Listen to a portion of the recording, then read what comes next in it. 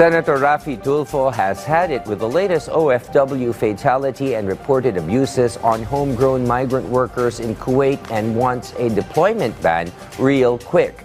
Meanwhile, the DMW is conducting its study on the viability of Senator Raffy Tulfo's proposed deployment ban even as it investigates the latest migrant worker death and string of abuses on OFWs. Our Daniel Manalastas fills us in with more.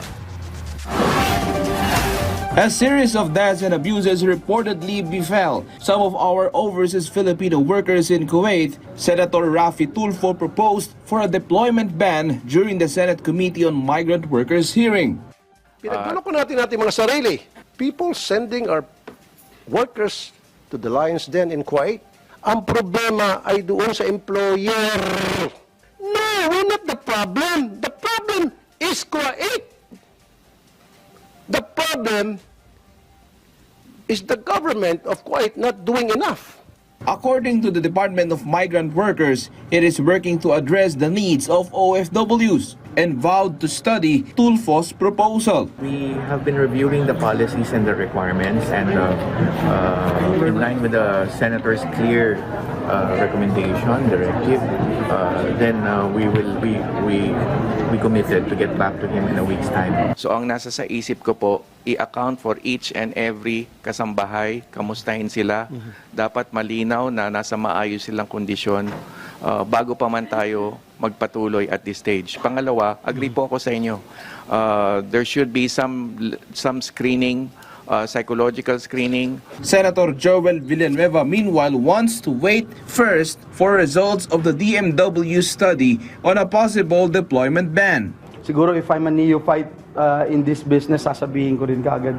Importante na meron tayong 24/7 mechanism to monitor talaga eh.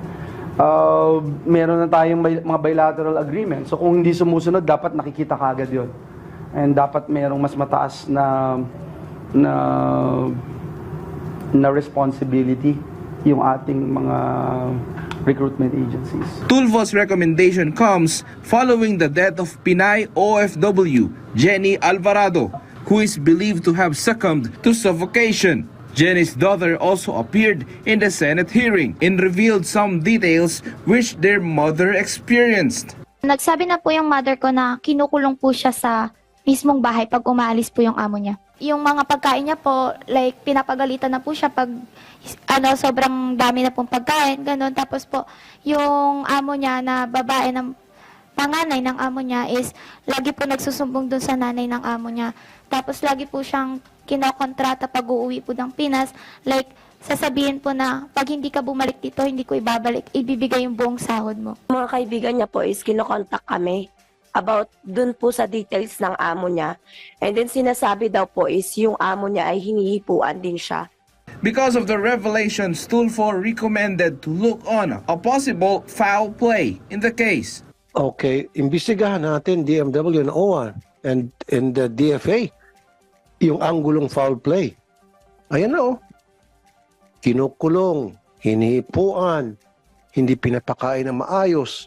Yun po ang purpose ng ating pagsulong ng kaso regardless of the autopsy results, kasi yung tinatawag na kapabayaan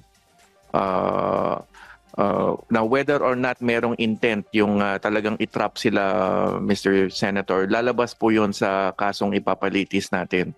Daniel Manalastas from the National TV for a new and better Philippines.